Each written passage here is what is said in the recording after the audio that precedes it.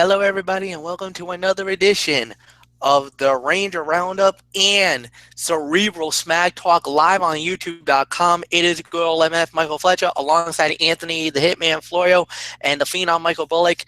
And we are going to start off with the Ranger Roundup. Then we're going to get into the Cerebral Smack Talk, which is SmackDown Live. So for all you wrestling fans, just hang tight for maybe 15, 20 minutes, and then we'll get you going. But first, the Ranger Roundup, the New York Rangers versus the Ottawa Senators in Game 3 of the Eastern Conference second round. The Rangers come back and destroy the Ottawa Senators in the world's most famous arena tonight by the final score of 4-1, and this was over early. 5 minutes, 31 seconds into the first period, Matt Zuccarello scores, give the assist to Mika Zibanejad and Dan Girardi. And then at 13:24 in the first period, the Rangers takes a 2-0 lead. Michael Grabner gets the goal, give the assist to Matt Zuccarello. And going into the second period, it just got better for the Rangers. Rick Nash scored at 12:21, give the assist to Derek Stepan and Jimmy Vesey, and then the Rangers scored a fourth goal in the game. Oscar Lindbergh, assisted by JT Miller and Tanner Glass. It was 4-0 New York. Everything was looking good. And then the Senators gets one back, and guess who it was? Juan Gabriel Pajot, the nemesis, the thorn in our side. But this time he only got us for one. He didn't get us for four like the last time. Bobby Ryan and Cody Ceci gets the assist. So after two periods, it was 4-1 New York. In the third period, just a whole bunch of penalties. Brandon Smith gets called for high sticking. Frederick Carlson got tripping. Then a weird situation. There was a power play. Brady Shea and Juan Gabriel Pajot, they started to get a little. Well, what happened was, this was a whole bunch of penalties. First, Frederick Carlson gets the penalty for tripping. New York went on the power play. Well, after that, then Brady Shea just unexplicably held one of the guys down, so he gets thrown in the backs.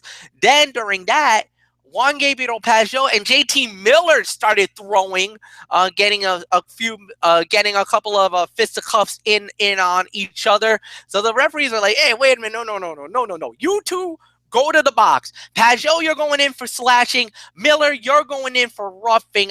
None. We're done with this. We're not This is not going to turn into a brouhaha, all right?" So. And then there was one more. Ryan Drysdale got 2 minutes for slashing at 11:20. No score in the third period. Game over. Rangers win 4-1. They now have gotten themselves back into the series. 2-1. Ottawa has the lead. The three stars of the game, the number three stars, and actually all three stars are all New York Rangers, just to let you know. Number three star, Mika Zibanejad, no goals, had one assist, actually assisted on the first goal, which was scored by Matt Zuccarello. Wait, Zuccarello fans, hold on. The number two star went to Henrik Lundqvist, only giving up one goal on 26 saves, 963 save percent average. A very good game for Henrik Lundqvist. A major rebound game for him. I think coming back home to that home cooking was definitely a great thing for him. And our number one star, Matt Zuccarello, one goal. He got the first goal of the game and then assisted on the second goal of the game, which was Michael Grabner's goal, all in the first period. The number one star for the night. And with that said, Anthony Florio, come on in. Give me your thoughts on this great victory by the New York Rangers. Rangers win Game 3 by the final score of 4-1 tonight at the Garden. Statement win, MF. That's all there is to it. It was a statement win, and we got the ball rolling on that last night. You know, we did that special edition, that belated Ranger Roundup that we should have done during the weekend, but you know, MF had his birthday plans, but I couldn't fault him for that. But anyways, yeah, MF, you basically said it last night. I mean, you said to the Rangers, play like you want it, and that's exactly what they did. They played like they wanted it, and then some.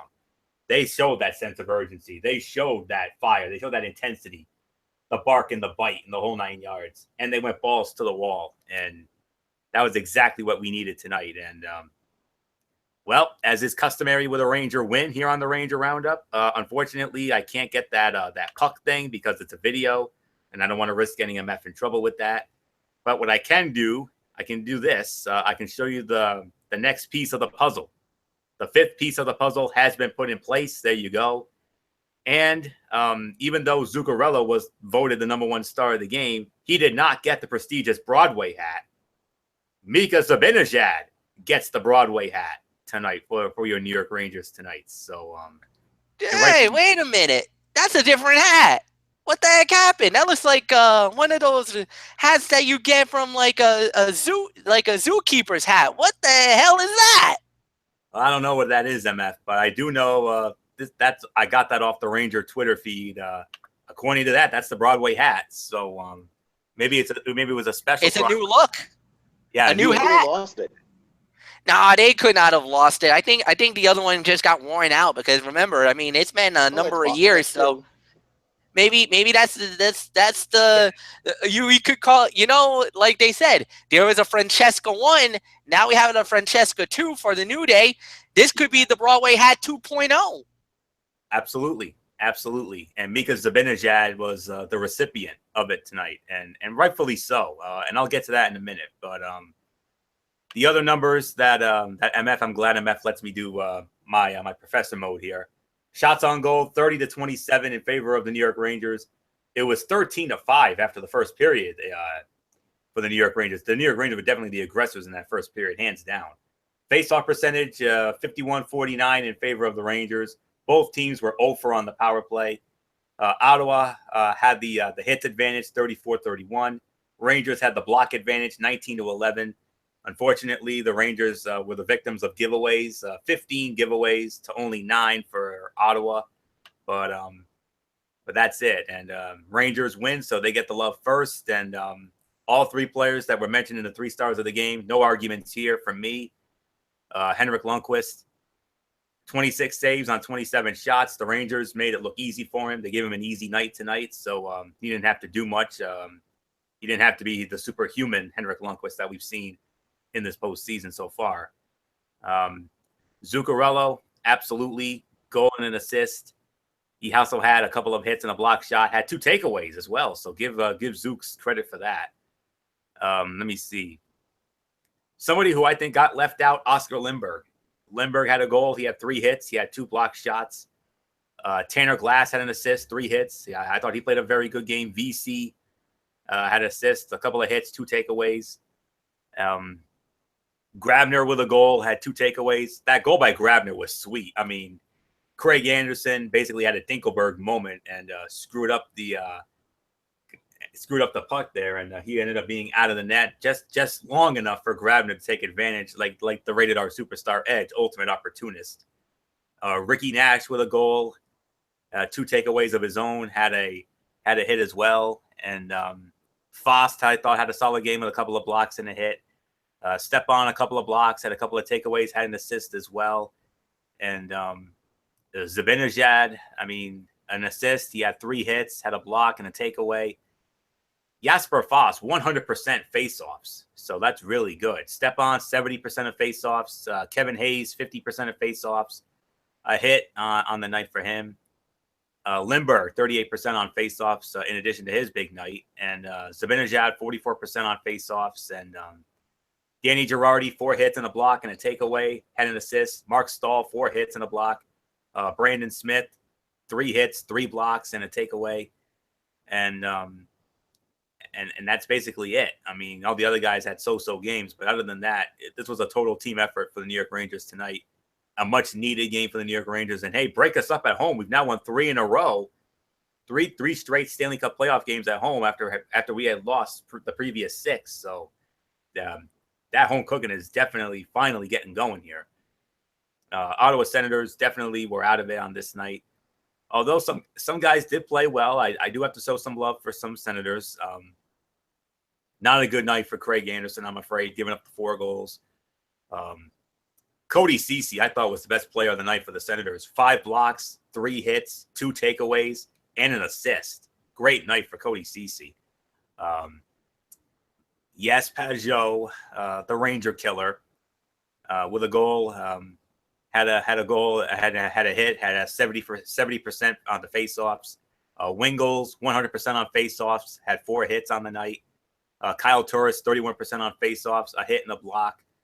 A solid game for him. Bobby Ryan, the former Duck, 4 hits. Our old friend Derek Brassard, 4 hits, 47% on faceoffs. And Phaneuf, 3 hits and a block. And Clayson had 3 hits as well. Harper, a couple of block shots. But to me, the star of the night for Ottawa was Cody Ceci, no doubt about it. 5 blocks, 3 hits, and 2 takeaways. But we contained Pajot for the most part, even though he did get us for a goal. But, it is what it is. But the only thing that matters is that the New York Rangers got the win. We're right back in the series now. It's a 2-1 series now. And definitely as we, move forward in this series. And Game 4 now, right back at Madison Square Garden on Thursday night on the NBC Sports Network. And now we've been guaranteed a Game 5, and that will be back in Ottawa on Saturday afternoon, and then we'll take it from there. So a great win for the New York Rangers, a must win for the New York Rangers. If they had gone down 0-3, it would have been lights out, hands down. But Rangers definitely got the win. It was a must win, and I'm very pleased with the outcome. And New York Rangers, well done. That was a 5-star performance, and they kept the pressure on. They didn't get complacent like they did in Game 2, and that's why they took that one away. And they kept just taking it to them all game long. And we were due for a win in this series, and we got it here. We should have. I mean, it easily could have been 3-0. Except we had that fluky goal in Game 1, and then the choke job in Game 2, and at least we got one back here. And now let's hope we can keep the momentum going into Game 4 on Thursday. So, very pleased with this outcome tonight. 5-star performance by the New York Rangers, hands down. So, well done. That's how you play right there. We came to play tonight. We're coming to play again on Thursday. We can and we will believe that. Michael Bullock, let's get some quick thoughts from you on this 5-star performance by the New York Rangers tonight.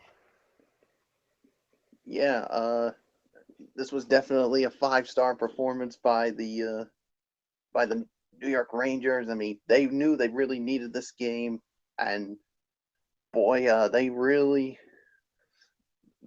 stepped up big time tonight and put themselves right back in the series. And I told you guys, Florio, you got to believe in them. Remember what the Celtics did in that first round in the NBA playoffs?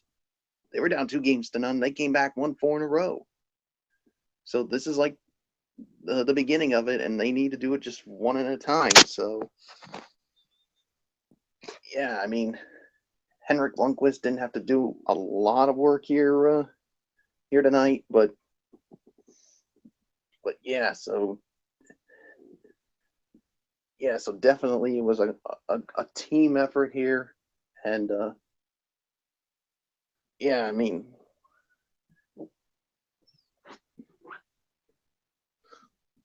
sorry about that. Rick Nash, like you said, he had a goal tonight, and basically everybody just stepped up. So so there's really nothing more to say. It's tough for me to focus as I'm also watching the Celtics and the Wizards, and right now it's Celtics leading 122-117 with about a minute and a half to go in the first overtime. So I'll definitely keep you guys updated as we're doing the Cerebral Smack Talk. So let's get to that Cerebral Smack Talk. All right. Okay, so we're gonna dive right into the Cerebral Smack Talk. Started off with an in-ring promo, um, as we had Shane McMahon makes his entrance, and he brings out the newest member of SmackDown Live, the new United States Heavyweight Champion Chris Jericho. Um, After that, it was interrupted by AJ Styles, and also was interrupted by Kevin Owens. And well, you saw what was going on. Interesting. You know what? I'm gonna say it like this. I loved how this story went. I loved how this started. I think this was really good. Great way to bring Jericho on SmackDown because he is the new member of SmackDown Live, but it also keeps the intensity, and it's really good that you're really starting to see AJ Styles and Kevin Owens go back and forth. Remember, AJ Styles is guaranteed a number one contender shot at the United States Championship. And with Kevin Owens losing, he could easily revoke the rematch clause. And as a matter of fact, he did indeed invoke those rematch clause. So we do have a rematch for the United States Heavyweight Championship later tonight. We'll get into that a little bit later in the show. But for me, this was the non-wrestling segment of the night in my eyes. I thought this was amazing. Great way to start the show. Nothing more to say. Anthony Florio, it is yours. Well, I'll tell you, MF. Good way to start the show here, no question about it. Let me find my liner note here. It was an interesting open to the show. Chris Jericho made a good impression, and the intensity between AJ Styles and Kevin Owens was encouraging. Let's see if they can hold on to it all the way until Backlash. Chris Jericho doing his usual shtick, and then Owens interrupt, and then AJ Styles coming out, Styles and Jericho renewing old acquaintances, from that ad in early 2016. Those great matches they had, those series of matches they had, and then Owens coming out, and yeah, that was really good stuff there. So an encouraging start to the show, and like I said, interesting open. Jericho was made a great first impression, and then that brawl with AJ and Owens. Oh yeah, that was some good stuff, man. Very good stuff. So great way to start the show. No question about it. For me, this was by default the segment of the night, hands down. So, Michael Bowick, your thoughts on the opening segment, which we had a lot of fun with during our SmackDown Live chat tonight. Boy, we certainly had a lot of fun with this segment during our chat, and I mean, basically, Shane McMahon bringing out Chris Jericho, the newest member of SmackDown Live, and I mean, basically, AJ Styles come out, and we were like, "Wow, this is going to get very interesting with the renewal of a rivalry," and basically, didn't take long for Jericho to break out his shtick, basically saying, "AJ Styles, you just made the list." And then it brings out Kevin Owens, and they start jamming, and then, well, obviously, Kevin Owens was talking trash, and then AJ Styles is like, "You know what? Enough talking. Let's start fighting." And basically, you saw Shane McMahon try to separate the two. Good luck with that. So, nice tone setter for this edition of SmackDown Live. So this is the segment of the night. So there's really nothing more to say. So let's just move on.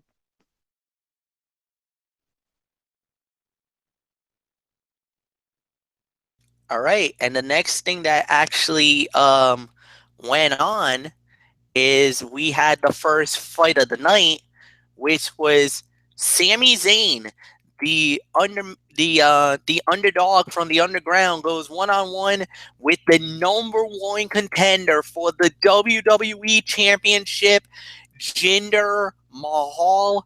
And when it was all said and done, Jinder Mahal wins the bout at 12 minutes and 19 seconds. Anthony Florio, give me your thoughts on this match. Second best fight of the night, 2.5 to 3 stars is my rating for it. And the Singh brothers and Zayn had to work pretty hard there to make Jinder look mediocre. I like that they are trying to be a bit more thoughtful about how the Singh brothers interfere, as they seem to have better thought out tactics. So, yeah, I mean, it was a solid match. Bullock and I, we were surprised. I mean, we didn't think there was much to this match, but going in, but they gave us a halfway decent match here. Leave it to Sami Zayn to make someone as average and mediocre as Jinder Mahal is, and making them, look great.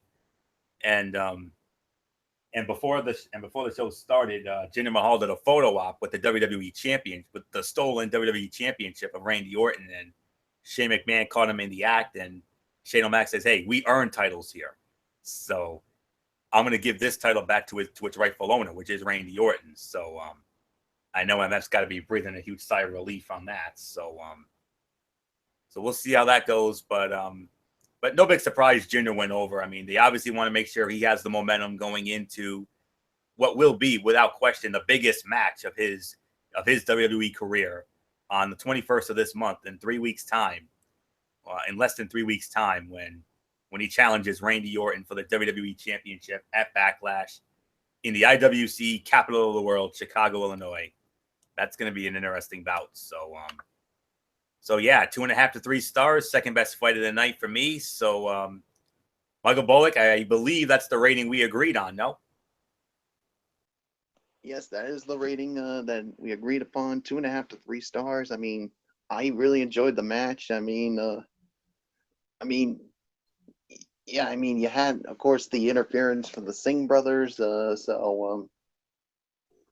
Yeah, they're trying to make Jinder Mahal look good. And well, actually, Sami Zayn was the one who made Jinder Mahal look good in this match. So kudos to both men. So there's really nothing more to say except 2.5 to 3 stars is my rating. And breaking news: the Boston Celtics had taken game number 2, 129 to 119 in overtime, and they take a 2-games-to-none lead in their best of 7 series.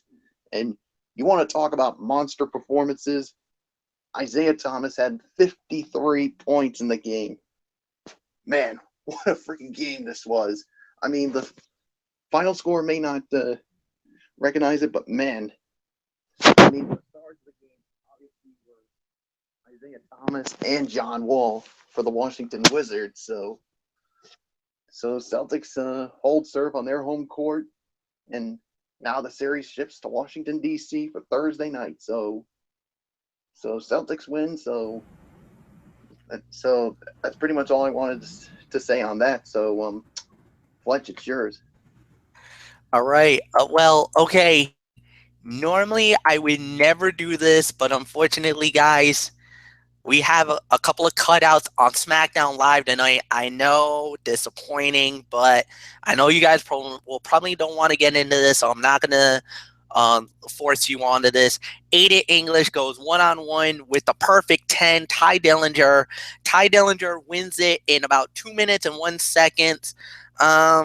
Nothing amazing about this fight.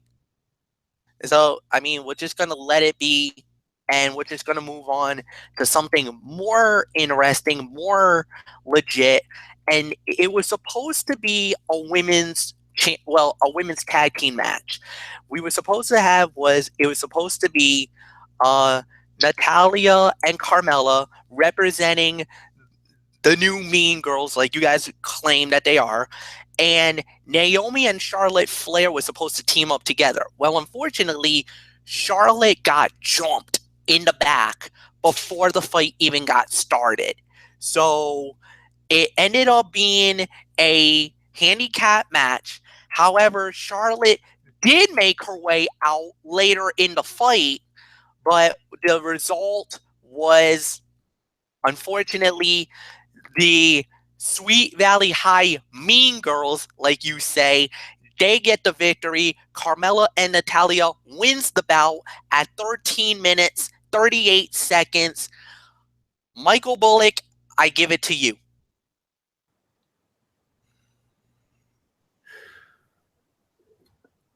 All right. Yeah. I mean, mean, this was a good match here. I mean, I'm gonna give it maybe about another 2.5 to 3 stars is my rating. I mean, I thought it was good, but the thing is, you had all those, you had all those shenanigans out there from, especially with Tamina and James Ellsworth, or something that me and Anthony Florio we called him Jamie Ellsworth, since he is a member of the Sweet Valley High Mean Girls. So yeah, I mean, Charlotte then comes out. I mean, basically, I mean, then of course, unfortunately, the Sweet Valley High Mean Girls get the win, but they're not satisfied. They obviously get the beatdown continues, and then Becky Lynch comes out and basically looks like maybe she was going to join the team, and basically she said, "Nope, I'm not joining you. I'm going to beat the crap out of you." But unfortunately, the Sweet Valley High Mean Girls um, basically beat her up, so they stand tall. So and Florio, you know what should be done to the Sweet Valley High Mean Girls? What should happen, boss? What should happen? They should be deleted. Deleted those obsolete mules. Yes. Yeah, so they Wait. Deletions are only allowed on Raw. Get out of here with that garbage, gentlemen. Not on my show. Not gonna happen. well, the thing for me, Fletch, is I'm basically a member. I mean, a fan of both shows. So I know, but I'm just joking around. Take a joke, guys. I don't mean it literally. I'm just trying to be no, that. I'm trying to be the Corey Graves on the group, while you guys are trying to do a little role reverse with the Raw thing. I'm trying to be the Graves, and say, and I'll be delete and this out of here. I'll be quite honest, Fletch. I think you make a really good Corey Graves, no doubt about it. Florio thinks so too. So basically, there's really nothing more for me to say. So Fletch, what are your thoughts on this? And unfortunately, your girl, the Irish Lass Kicker, well, she fell victim to the Sweet Valley High Mean Girls. But I'm glad that happens, because now you really see where Becky actually lies, where her allegiance lies. Because a lot of people were wondering, is Becky actually going to turn heel? Because she has been a heel before, way back when in NXT. There was a really close friendship that they had with back in the day, when it was Sasha Banks and Becky Lynch, and they were quite a formidable team together. They were kind of a mean society, as you see. And really, if you really talk about the true bad girls of the WWE, then the true bad girls were Sasha Banks, Naomi, and Tamina. Way back when they started this whole Diva Revolution. So obviously now you see the battle lines are completely drawn on SmackDown Live. There is no gray area. And I like that, because that means the stories are going to be more compelling. And the thing is, look, we need a super bad heel female group. We do. And as much as I know you guys are not very high on the Sweet Valley High Mean Girls, I can deal with them. I don't mind it, because, like I said, as long as it creates storyline progression, at the end of the day, that's the ultimate goal, and that's the best thing that we can have. So, nothing more to say. I like where it's going. Um, I am glad that there is more clear cut definition tonight. And other than that, that's it. So, Anthony, my rating for the fight was a good rating. I'll give it between 2 to 2.5 stars, maybe flirting with 3, but 2.5 is where I'm going to go modestly. So, all right, Floyo, it's all yours. 2.5 stars, solid 2.5 stars for me. This was the third best fight of the night for me. Yeah, Sweet Valley High Mean Girls come out on top, and you know, if only you could have been with us during our SmackDown live chat, MF, because Michael Bullock was absolutely losing his mind during this thing. I mean, because he, oh my goodness. I mean, Michael Bullock is not a big fan of the Sweet Valley High Mean Girls. Neither am I. But Bullock, he lets you know about it. Let me tell you that right now. So, but anyways, you know what? Honestly, I think they could have held off on Becky making up her mind for another week. You know, go for a little tease, if you will. There are a lot of moving parts there, and they have some time until the go-home show. So I think they went through this a little too quickly for it to have any impact, and it was not really the big heat-grabbing moment they probably hoped it would be based on the crowd reaction. But nonetheless, though, you know, it was a solid match. You know, it was an okay match, fine match for what it was. Yeah, Sweet Valley High Mean Girls standing tall yet again, and the only thing I can think of here, maybe, just maybe, I could see a 6-woman tag team match at Backlash with the Sweet Valley High Mean Girls going up against Naomi, Charlotte, and Becky Lynch. We'll see how that all goes down. I personally would have rather have seen a championship match myself, but with the way this is going, I'm thinking we're going to get a 6-woman at the Backlash. So that's all I can say on that. Solid 2.5 stars, and what MF said is true. Bullock and I, we have no love for the Sweet Valley High Mean Girls. Michael Bullock especially, man. Like I said, if you're ever with us during one of our SmackDown chats, MF, Bullock will let you have it when it comes to them. So let's move on. All right. Well, the next fight we have now, I'm going to leave this to you, gentlemen, if you want to talk about it or not. It's completely up to you. But it was Dolph Ziggler one-on-one with Sin Cara. Ziggler wins the match at 6 minutes and 23 seconds. Now, again, I leave it to you. If you want it to be a cutout, we can cut this out. If you don't want it and you want to talk about it, then be my guest. The floor is yours. What do you say, Bullock? I say we talk about it. Sounds Okay. Good. Sounds good. Yeah, because it was a fine match. It was an okay match for what it was. So this was all right. Anything but a cutout. Then okay, well, because you never know. But Right. I believe if that's the case, then it actually does go reverberate back to me. Because I believe I do have to start this segment off because Bullock started it last. So it would go to me. And all right, I'll give this about maybe 1.5 to 2 stars. Like you said, it wasn't nothing spectacular, nothing amazing. But I'm gonna give Sin Cara a good performance. He didn't botch night. He didn't do a lot of botching like he usually does. It's kind of right now. You kind of want to see. I want to say Ziggler right now. He's not that bad, but everybody wants to see him go after Nakamura.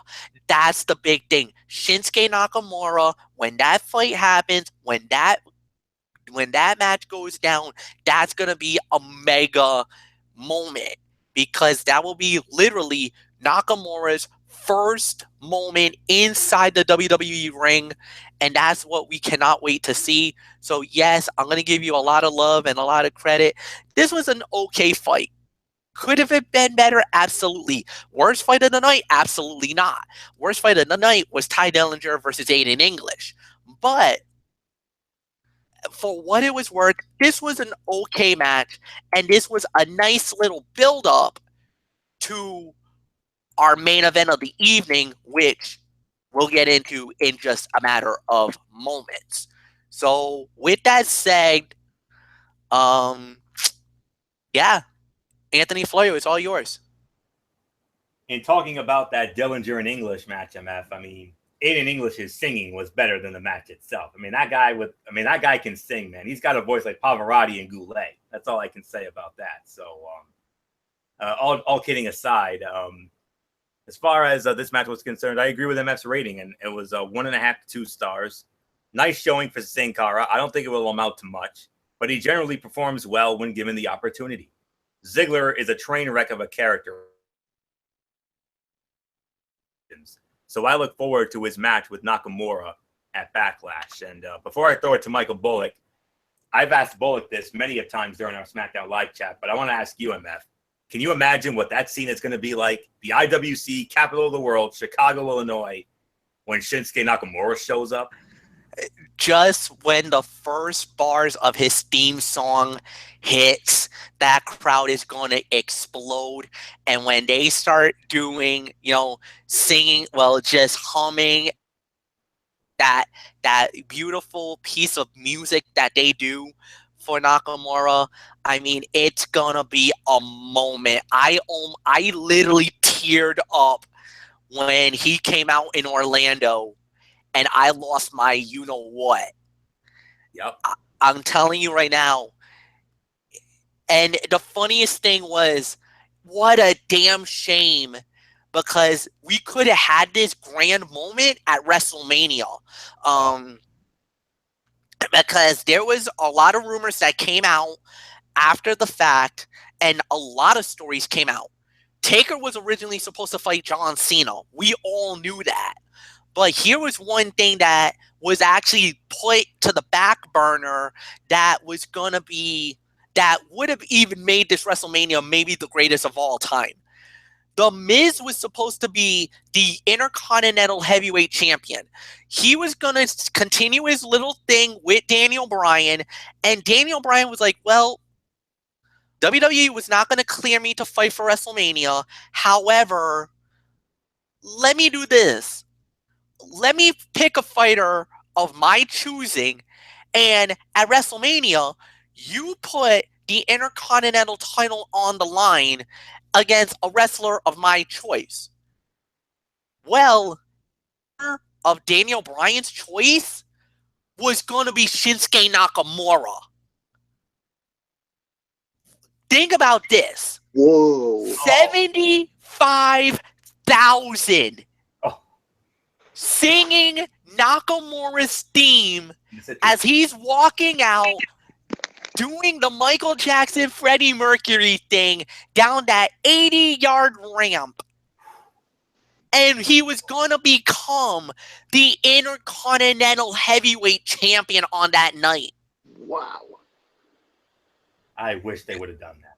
I mean, that would have made that WrestleMania. The Hardy's return was mega. What was it going to be like when Nakamura showing up at Mania? My Lord. Yeah. Chaos. Total chaos. But in a good way. Simple as that. But all I can say on that, MF, is, oh my goodness, that's news to me. I would have loved to have seen that. But at the end of the day, though, the match with Ziggler and Kara, 1.5 to 2. But that match with Nakamura, that's going to be a sight to see. And I cannot wait until May 21 when Nakamura comes out in Chicago, IWC capital of the world. It's going to be a madhouse. Oh, yeah. Let's move on. And the thing is, it's going to be at the Allstate Arena. It's not going to be literally in the madhouse on Madison. That's the only downside. Michael Bullock, I'll give it to you. Yeah, I mean, yeah, I do agree. 1.5 to 2 stars is my rating on the match, and yeah, I mean, all I can say is, I mean, yeah, it's going to be Dolph Ziggler and Shinsuke Nakamura at Backlash, and I certainly cannot wait when Shinsuke Nakamura comes down in front of that crowd in Chicago, the IWC capital of the world, and all I can say is, Dolph Ziggler is going to get crucified big time. I mean, he used to be that IWC darling, but not so anymore with the way they've been booking him lately. So, yeah, so there's really nothing more to say. So, 1.5 to 2 stars is my rating. So let's move on. And we move on to the main event of the evening. It was the rematch, the return fight from Payback just a couple of nights ago. It was Chris Jericho versus Kevin Owens for the United States Heavyweight Championship. When it was all said and done, much to the shock of no one, the winner of the bout and new United States Heavyweight Champion Kevin Owens, he wins the title at 14 minutes and 24 seconds. Michael Bullock, it is yours, my friend. Oh, actually, no, wait. Anthony, I'm sorry. It goes to Anthony Florio. That's right. It goes to Florio. So you lead off, my friend, I get on the main event of the evening. I get the main event, and what else is there to say except this was the fight of the night? 3.25 to 3.5 stars. Very good match. I mean, nowhere near as good as the Mania match, but still, this was, for me, this was hands down the fight of the night. I mean, come on, was there ever any doubt what was going to be the fight of the night on this show?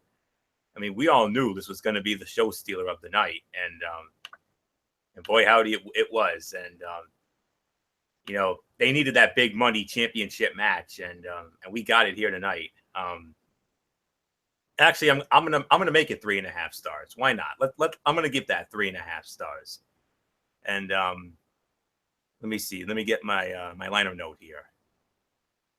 Overall, I felt it was a very good main event, on par with their effort at Payback. They did an excellent job of playing off of each other's moves, which worked into the fact that they know each other so well. I thought that the post-match attack was well done.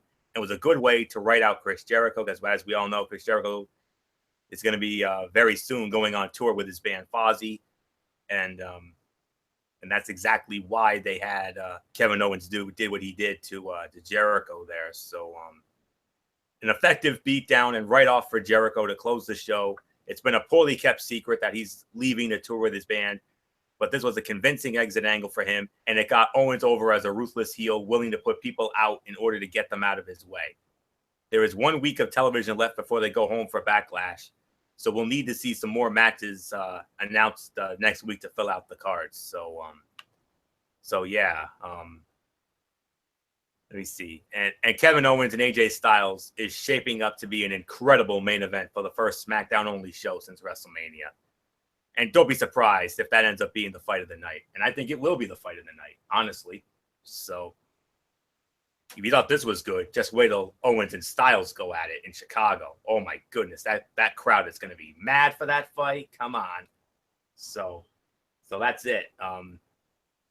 3.5, solid 3.5 stars. Fight of the night, no doubt about it. Michael Bullock, what a main event, huh? Yeah, this was definitely a very good main event to close out the show. 3.5 stars is my rating. I mean, we know Chris Jericho is going to be going on tour with Fozzy, so they actually had to write him off, and the beatdown by Kevin Owens certainly sells it really well.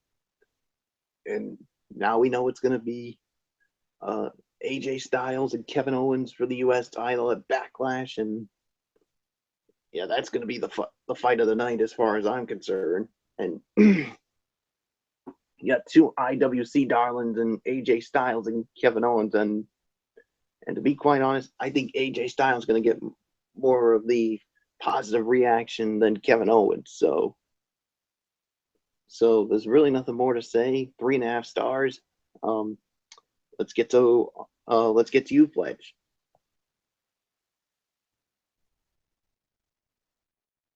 Yes, indeed. 3.5 stars. Definitely the fight of the night. This was an amazing match. But this was expected. We all thought that this was going to happen. We did know that he was supposed to leave, and I think it was really good the way that it ended up.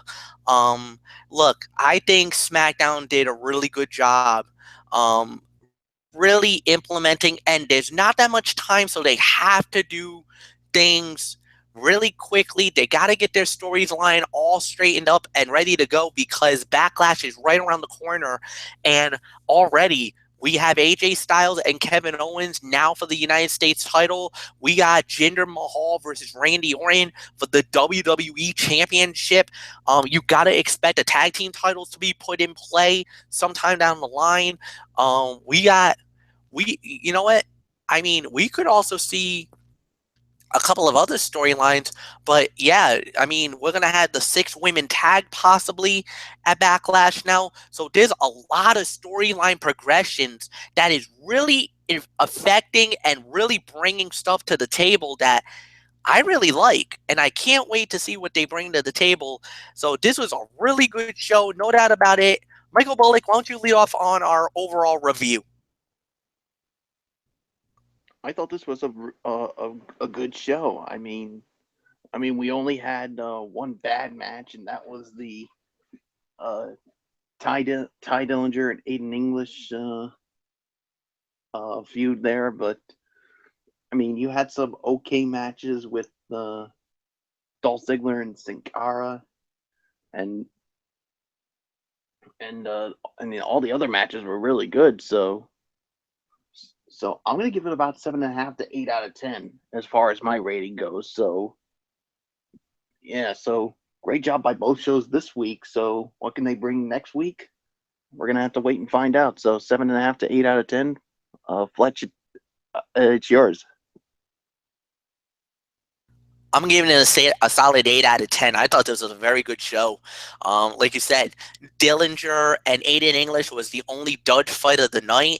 Other than that, I mean, Sin Cara and Ziggler, I mean, was okay. It was not bad, but I mean, a lot of storyline progression. Like I said, you had the women's Naomi and Charlotte, Carmella and Natalia. That fight turned out to be very good. Then you had, the beginning of the show, Jinder Mahal and Sami Zayn leaving everything on the line. Very good performance by everybody on that one. After a great opening segment with Shane McMahon and Jericho welcoming himself to SmackDown Live. And then, once we get into the main event itself and the way that they ended the show with Kevin Owens regaining the United States Heavyweight Championship, for me, this was a great night. SmackDown Live has always delivered in clutch moments, great situations. Um, they were clutch again tonight, so definitely nothing bad to say. Anthony Florio, do you agree with the rating? Do you give it something lower, maybe something higher? What do you say? No, solid 8 out of 10. I think that's fine. It's that's more than a fine rating for this. Yeah. Fight of the night, hands down, the U.S. title match with Owens and Jericho. Solid 3.5 stars. I do have to make a little bit of a tweak though. I'm actually going to give the women's match the second best fight honors, 2 3/4. I mean, that was a pretty good match with the good old school layout, attacking Charlotte and having her make the courageous babyface return to fight through the pain. Since they want her to be a babyface, that was smart. And Naomi really shined off of the great hot tag in the post match with Becky Lynch. I also liked how they did the tease, and it sets up an expected 6-woman or maybe even a 6-pack challenge at Backlash or in the coming weeks. We'll see. Third best fight, rounding out the top three, was the opener with Mahal and Zayn. That was a solid 2.5. That was an average match. The right man won, though, since Jinder Mahal is Randy Orton's next challenger. The rather big bots did the match no favors, and the interference was expected. But Mahal didn't exactly come off like a world beater, though. In all honesty, since he's Randy Orton's challenger, he really just should have won clean. If you want to make a guy, make him. Simple as that. And then, you had a middle-of-the-road match with Ziggler and Cara. 1 3/4 for that. I mean, that's really all I can say on that. And then, of course, the worst fight of the night, hands down, was the match with Ty Dillinger and Aiden English, with Dillinger winning in 1 minute and 3 seconds. No rating to a dud. Another squash and showcase for Ty, who was off to a good start on the main roster so far. And, tonight's show, overall, solid effort. Very good effort with the early part of the show, doing some effective work and advancing feuds. And the big money this week was the main event and the post-match beatdown by Kevin Owens. So I recommend the only things, when it comes to the show, I recommend everything. The only thing I don't recommend is I'm not going to overly recommend Ziggler and Cara, and I'm certainly not going to recommend Ty Dillinger and Aiden English unless you're a diehard Ty Dillinger fan. That's all I can say there. So, and watch him beat up on Aiden English, even though he has that Pavarotti, that Luciano Pavarotti, Robert Goulet singing voice that I love so much. So 8 out of 10, I agree with that. So let's see what happens with a few more weeks to go into Backlash. So looking promising. So So with that being said, MF, I say we just put a bow on this thing. Yeah, unfortunately, there is no Mikey's Mindset this week, so we're just gonna wrap up the show, call it a night. But we do want to let you guys know Thursday night at 10:30 Eastern, we're gonna do another New York Ranger roundup. This time it will be for Game 4 of the series. Can the Rangers even the series up and make this really interesting? Go into a possible Game 5 that we now know will happen on Saturday afternoon at 3 o'clock back in Ottawa, and that game will be on NBC. So we'll wait and see then. But like I said, 10:30 Eastern on Thursday is the Ranger Roundup. On Friday, though, that's Anthony Florio's on the Tone 25. It is one of our biggest shows of the year, one of my personal favorites, the NFL Draft recap, where you go through all 32 teams, the picks we liked, the picks we hated, and I'll guarantee you guys there will be a few rants along the way. I'm not going to tell you when or what teams are going to get it, but somebody's going to hear our voices. Florio was angry about something. I was ticked off about a few picks that certain teams made. Who were those teams? You're going to hear it on Friday night, 10:30 Eastern.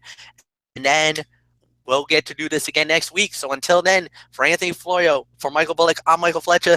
Thank you so much for watching this. Like the video, share it with all your friends on social media. Have a good night, everybody, and so long for now.